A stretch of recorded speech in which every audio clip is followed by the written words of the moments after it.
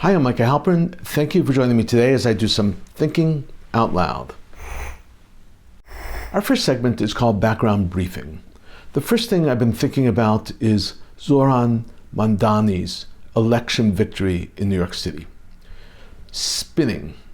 The election of Zohran Mamdani, the next mayor of the city with the largest Jewish population arguably in the world, has sent the worldwide Jewish community into a tailspin. Spinning. The 111th mayor to hold the highest ranking office in the city of New York will be the first ever Muslim and South Asian person to hold the office. But that's not what rankles the Jewish world. It's his politics that rankles the Jewish world. It's his proclaimed dislike for Jews and for Israel that rankles the Jewish world. It's his tacit alliance with Hamas, his outspoken support for haters of Israel and haters of Jews everywhere that has sent the Jewish world into a spin. Jewish communities in New York City, in the suburbs, and all around the world are now doing their best to ferret out, distill, and compose appropriate responses to the election of this democratic socialist, the Marxist who holds Israel and the Jewish community in a very negative light. How's this for irony? The DSA, the Democratic Socialists of America, the party with which Mamdani aligns, has come a very far and unforeseen way since its inception. On March 20th, 1982, the DSA was founded mostly by Jews. Michael Harrington, an important cadre of powerful Jewish intellectuals who loved Israel and loved Judaism, were out to create a big tent for like-minded thinkers. Among them were the great Yiddish writer Irving Howe and the historian of intellectual left Maurice Eiserman. It was Eiserman who literally wrote the history of the DSA and the biography of Michael Harrington, its founder. Eiserman, now 74 years old, was so disgusted by the DSA after October 7th, 2023, the massacre of Israeli Jews, and was so devastated by the DSA's support of Hamas that he resigned all affiliation with the DSA and condemned them. Not so long ago, the American liberal left was led by Jews like Howe and Eiserman. Today, those are bygone days. Today, the DSA and many of the like-minded display a vituperative hatred of Israel and the Jews. It is a mindset that permeates throughout much of the left. Jews that remain on the left of the political spectrum and join those movements do so knowing full well the knowing that they knowingly embraced a hatred of Israel and despised Jewish influence and involvement in greater society. And so, not surprisingly, there have been voices of support for Mamdani in the Jewish community. One progressive group, the Jewish Voice for Peace Action, issued the following statement after Mamdani's win. This victory, I'm quoting, this victory clearly illustrates that progressive politicians are aiming to engage and unite a grassroots-based need to articulate a strong position on Palestinian rights and condemn atrocities globally, including those occurring in Palestine and the genocide in Gaza, unquote. And certainly not surprisingly, Hamas celebrated Mamdani's election win. New York Times quoted a senior Hamas official saying, quote again, "The victory of Zohran Mamdani is evidence that the American people are beginning to awaken to the suffering of the Palestinian people and to the reality of Israeli aggression. We hope to see more leaders in the West who will raise their voices for Palestinian rights," unquote. The venerable New York Times also wrote, and I'm quoting again, "Palestinians hailed the election as a sea change in the United States, referencing that the unnamed Hamas spokesman and described Mamdani's win as both historic and inspiring for all oppressed peoples." Zohran Mamdani is a masterful communicator, so masterful, in fact, that despite his history of Jew hatred, he convinced many when expressing true hurt upon hearing that there are those Jews who call him a hater of Jews. About his win, Mamdani said, "We will create a city hall that stands firmly with Jewish New Yorkers and does not falter in the battle against the plague of anti-Semitism." He said, "It pains me to be called an anti-Semite. It pains me to be painted as if I am somehow in opposition to the very Jewish New Yorkers that I know and love and are such a key part of this city." But his calls are not convincing. Establishment Jewish community leaders and Israeli leaders are deeply concerned. In a joint statement, Jewish leadership in New York and the JA Federation, JCRC of New York, ADL, and the Board of Rabbis issued a clear warning, verging on a threat to Mamdani, telling him that he must protect the Jewish community. It reads, "We call on Mayor-elect Mamdani and all elected officials to govern with humility, inclusivity, and deep respect for the diversity of views and experiences that define our city. Our agenda remains clear. We will hold all elected officials, including Mayor-elect Mamdani, fully accountable for ensuring that New York remains a place where Jewish life and support for Israel are protected and can thrive," unquote. Jonathan Greenblatt, CEO of the ADL, issued an even stronger warning. Quote, "Mayor-elect Mamdani's long-standing, troubling record on matters of great concern to the Jewish community. We will face our next 4 years with determination. We expect the mayor of the city, with the largest Jewish population globally, to stand firmly against anti-Semitism in all its forms and support all Jewish residents just as he would for every other constituent," unquote. Mayor-elect Mamdani's critical statements on Israel, his support of Hamas, and his refusal to condemn Hamas's actions on October 7th massacre, and his threat to arrest Israeli Prime Minister Netanyahu, have raised the ire of Israeli leaders also. These Israelis unabashedly refer to Mamdani as a Hamas sympathizer, an advocate of murdering Jews. In the words of Amichai Chikli, Israel's Minister of Diaspora Affairs, quote, "The city that once stood as the world's beacon of liberty has handed the keys of power to a Hamas sympathizer." And the official statement of Israel's foreign ministry on Mamdani reads, "Mamdani has chosen to act as a mouthpiece for Hamas propaganda, spreading Hamas's fake genocide campaign.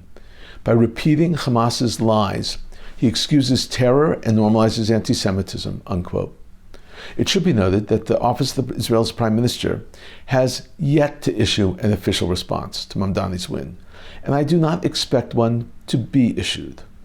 The hatred and disdain that Jews in Israel evokes among young liberal Americans is shocking. It is scary. Mamdani has offered them a powerful voice and the license to act on their hatred. Unless there is a major shift in messaging, this is the future in America.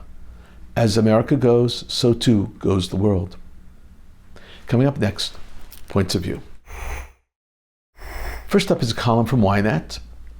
It was published on October 31st, 2025. It's authored by Dr. Michael Evans, a leader of the Christian Zionists in America. He is a charismatic pastor who has a following of 13 million. He's challenging Tucker Carlson to a debate. Now, I've stayed out of the Tucker Carlson, Candace Owens, Ben Shapiro arguments, but the time has come for me to weigh in right now. Tucker and Candace have gone off the rails. The Jew hatred that they spout is simply beyond acceptable. This piece is entitled "Open Letter: Why Tucker Carlson is Wrong About Christian Zionism." Subtitled, Opinion: Dr. Mike Evans rebukes Carlson's claim that Christian Zionism is a dangerous heresy, defending it as a biblical belief in the Jewish right to their homeland. Citing personal and historical traumas, he invites Carlson to debate the issue. This is how Pastor Evans begins. "Tucker, many years ago, I debated you on MSNBC. I would like to challenge you to a debate again, this time on Christian Zionism." In an interview on October 27, 2025, you declared that you despise Christian Zionism more than anyone on earth, calling it a dangerous heresy and a brain virus infecting the church. I know such hatred well. My own father was a professing Christian who despised Jews. When I was 11, he strangled me as I tried to protect my Jewish mother from his abuse. Years later, a self-proclaimed Christian nationalist tried to kill me because I am a Christian Zionist, murdering 2 people, including an Arkansas state trooper on his way to my home. Evans now explains what Christian Zionism is. It is supporting Jews in their national home. It is being a good Christian. He writes, Zionism is not heresy. It is the movement for the Jewish people's return to their homeland. A Christian Zionist simply believes the Bible, that Israel is the land of the Bible and the Jewish people have a divine right to it. The scriptures contain hundreds of promises through the prophets affirming this truth. Evans now explains why he came to this idea as a child after being named for a rabbi, his great-great-grandfather, who was murdered, burnt alive in their local synagogue with 2,000 other Jews from his town. He continues, my mother named me after her great-grandfather, Rabbi Mikhail Katzenelson, who was burned alive in his synagogue with 2,000 Jews, which she referred to as so-called Christians. Decades later, I learned that the late Israeli President Shimon Peres, his grandfather, a Cantor rabbi, perished in that same synagogue fire. Evans asks how Germans, who were professing Christians, could follow Hitler and still be Christians, he asks. I have often wondered how 40 million Protestant Christians born out of the Great Reformation could support Hitler. But they embraced patriotism and prosperity and said, God sent us the Chancellor. Words kill. We have seen hateful ideologies. Hamas taught its children vile lies and dehumanized Jews, telling them that Jews have horns and tails, calling them the seed of Satan, and even chanting, there's a Jew behind me, come and kill him. It's time we had a debate, Tucker. Wow, we need more people like Dr. Mike Evans, that's for sure. Thank you so very much. Next up is a column from the Jerusalem Post by Matthew Weisbaum. On November 9th, it was published. Sandy Koufax put his Judaism before baseball career. What will be your Sandy Koufax moment? It's subtitled, When Our Kids See Us Sacrifice for Our Jewish Values and for Israel, and when they take part themselves, they learn that these are not ideals, but living commitments. This is how Weisbaum begins. In 1965, at the height of his career, Los Angeles Dodger pitcher Sandy Koufax stunned the sports world by refusing to pitch Game 1 of the World Series. Because it fell on Yom Kippur, the holiest day of the Jewish calendar, to many this was an act of extraordinary faith and courage, a quiet but powerful statement that his Jewish identity came before even the pinnacle of his professional success. Weisbaum explains the significance of Koufax's decision to embrace his Jewishness. He writes, for an American Jewish community still finding its footing in the mainstream, Koufax's choice was a moment of collective pride. He showed that being Jewish wasn't something to hide or compromise on. It was something to honor, even at personal cost. That single act became emblematic of Jewish dignity and self-respect in the modern world. It wasn't about religious observance alone. It was about values, about demonstrating, not declaring, what truly matters. Koufax didn't explain himself or deliver a sermon. He simply acted, and that action spoke volumes about identity, integrity, and pride. That pride lasted until today. Now Weisbaum poses the challenge. He asks, what will be your Koufax moment? At what point will your decisions be based on the importance of your Jewishness? He writes, as we look to this and the future generations, the question is, what will be your Sandy Koufax moment? For those who care deeply about Jewish future, about ensuring our children and grandchildren feel connected to their people, their faith, and the state of Israel, the answer lies not in slogans or lectures, but in example. Jewish continuity has always been transmitted less through words and more through lived values.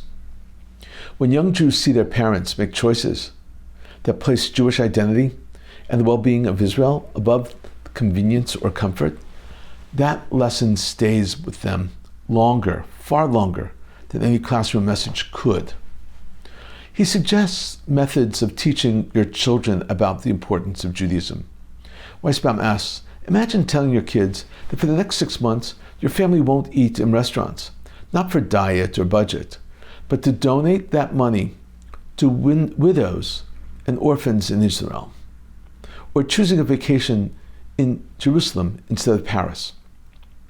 Supporting Israeli businesses and connecting personally with the land, or refusing to work with companies that fund and enable anti-Semitism. It's not only about what we give up, it's about how we show up. Choose an organization or two and get involved.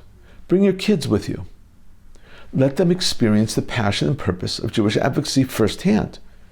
Attend an event together. The Stand With Us conference is a great idea. Volunteer for a quality Jewish pro-Israel organization and bring them to the rallies. When children see and share in your commitment, they understand that Jewish engagement isn't abstract. It's lived, tangible, and deeply meaningful. Weisbaum says that these may seem to be small acts, but they speak to the issue of value and values. He writes, these acts may seem small, but to your children they speak louder than any lecture about Jewish pride.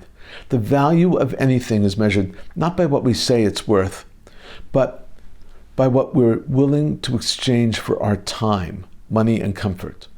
When our kids see us sacrifice for our Jewish values and for Israel, and when they take part themselves, they learn that these are not ideals, but living commitments. Weisbaum concludes by underscoring the issue of Jewish values. He writes, Sandy Koufax didn't play that day in 1965, and his absence told the world who he was. The next generation is watching us just as closely. If we want them to value their Jewish identity and their bond with Israel, we must model what that value looks like through action, sacrifice, pride, and involvement. So ask yourselves, what will be your Sandy Koufax moment? Excellent column. Thank you, Matthew Weissman. As an aside, Koufax grew up on the same block as my father-in-law in Borough Park, Brooklyn, in New York, and his mother would often speak of the many broken windows from the baseballs. Coming up, commentary through cartoons where pictures tell the story. I'm going to show you 7 cartoons today. This first cartoon depicts a cycle of peace. It's a peace cycle. It's written in the sand, and then when the tide comes, the wave comes, it's washed away. The artist is not optimistic about the sense of peace in the region. The second cartoon is Bibi about to be hit by a brick called Gaza, and tied to the brick are indictments. The cartoon is actually called Building Block Brick to the Future. Wow, pretty dismal and extremely depressing. Third up is a cartoon entitled International Recognition of Palestine, a huge pile of rubble with Palestinian flags all over the rubble. This fourth cartoon is a caulking gun, and Palestinians inside the caulking gun, and Israel is squeezing out the Palestinian. The cartoon is called Gaza Evacuation Plan. This fifth cartoon depicts Putin on the phone with Bibi, with the United States President Donald Trump also on the phone. Both Bibi and Putin are saying, provocation, what provocation? And then they say, everything for a lasting peace and for your Nobel Prize, Donald. Sixth up is entitled Orwell, 1984, in Israel and Gaza, and Newspeak. Bibi is in the middle, and all around him are cliches used in the media by Bibi and his henchmen. Humanitarian city, voluntary migration, crowd control, technical error. Bibi is saying war is peace. This is a damning critique. And finally, the seventh cartoon depicts an Israeli and Hamas terrorist on top of each of them on top of a blood mountain, dripping in blood. And the question is, find the differences. This entire cartoon exposes the corrupt nature of the thinking. There are no comparisons. It's not possible. Israel was attacked and is fighting a defensive war. In a moment, more of my own perspective and a few predictions. Syrian President Ahmed al-Shara and Syrian Foreign Minister Assad al-Shibani met in Washington with representatives of the Syrian organizations, expatriates. Sources later told the Saudi channel Al-Hadath that during the meeting, al-Shara informed the organization's leaders that work is being done right now on new security agreements with Israel. According to al-Shara, Damascus demanded that Israel return to the borders from before Assad's fall.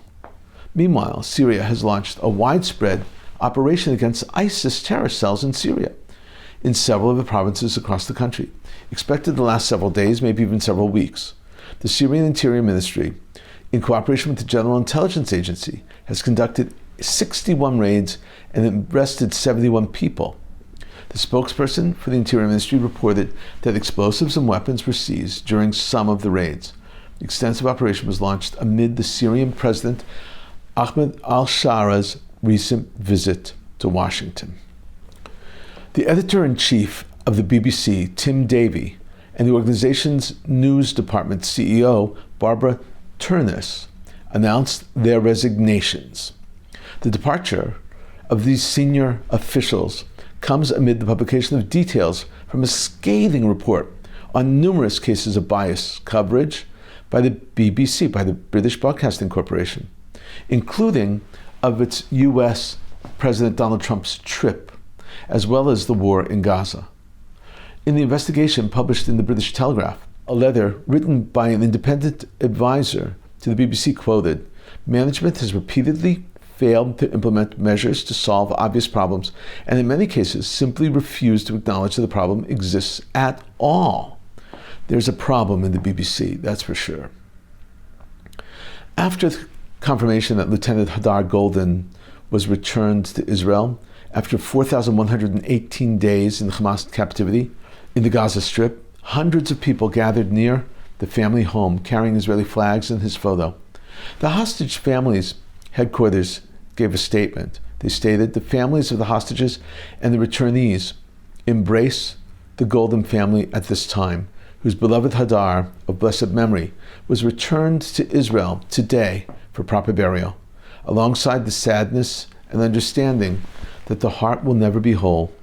His return provides some solace to the family that has lived tormented uncertainty and doubt for over 11 years. We will not rest or be quiet until the last hostage is returned." Ayelet Golden greeted the return of her brother, Lieutenant Hadar Golden, after 11 years in Hamas captivity in the Gaza Strip. She wrote, "More than anything, he's my little brother. Time has stopped. It still feels like he just left and is already returning. How do I feel? I don't know yet, but I do know that what strengthens me is that we remained true to our truth, to our Israeli values, good triumphs, and together we are changing history. This strengthens me very much. My Hadar, you are my inspiration, and you live in my heart always, and I love you very much. And finally, you came home." IDF Chief of Staff, Lieutenant General Eyal Zamir, and Major General Sami Turkman presented the findings of the expert committee that examined October 7th investigations to the Defense Minister, Israel Katz. There is significant tension within the IDF ahead of the presentation of the committee's conclusions, led by Turkman, which found numerous deficiencies and shortcomings in several of the investigations. Chagit, the mother of fallen IDF soldier Itai Chen, whose son was being laid to rest in Kiryat Shaul Cemetery, eulogized her son, quoting, "I was afraid we wouldn't find you, that we would never know what happened to you, that we would never be able to bring you back, and worst of all, that I don't even know why you were taken from us," she said in pain. The mother added, "More than 2 years later, I still haven't received satisfactory answers about what happened on October 7th. I miss you terribly and don't know how to live with such a broken heart. I wanted so much for you to return, but not in a coffin, to be a hero, but not at the cost of your life." Steve Witkoff, the envoy of United States President Donald Trump, recorded a message in honor of Staff Sergeant Itai Chen's funeral. It was played there. He shared, and I'm quoting, "When I learned about Itai and walking alongside his family, through their pain and faith, I discovered that Itai helped heal part of my heart, a part that I thought could never be whole again after losing my son, Andrew. For that I will be forever grateful. And I like to think that somewhere beyond this world, Itai and Andrew found each other, two beautiful souls smiling down on us, knowing that through them we found purpose in our pain." We've been thinking out loud about a lot today. Now that you know what I've been thinking, let me know what you're thinking. Email me at micah@jbstv.org. Tweet me at Micah Halpern. Tell me what you think. Before we end, let me leave you with one Picanti video of Hadar Golden being returned to Israel. The video was actually shot in Gaza as he's making his way back through the Red Cross. This is a clip of Hadar being transferred from Gaza back to Israel.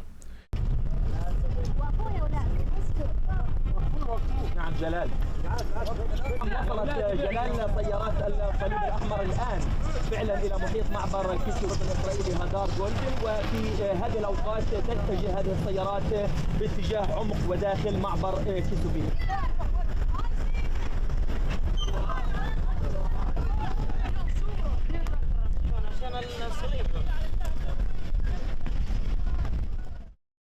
May his memory be a blessing, as well as the memory of all those who perished on and after October 7th in this war against Hamas. Hope is what carries us through.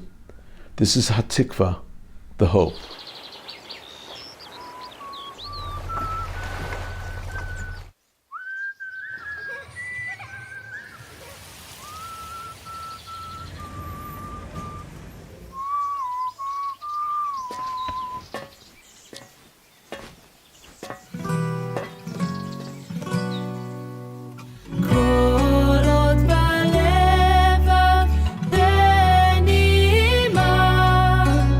נפש יהודי הומייה ולפתן מזרח קדימה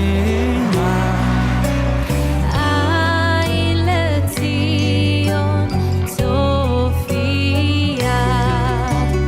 עוד לא אבדה תקוותנו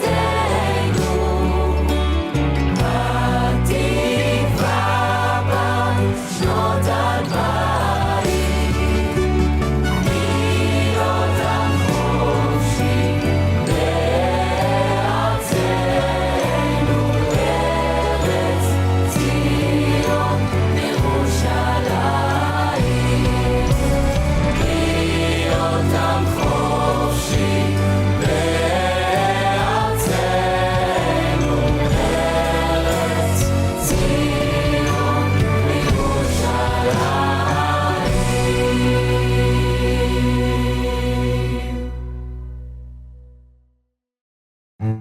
Thank you for thinking out loud with me, Micah Halpern. Let's think out loud again next week on JBS.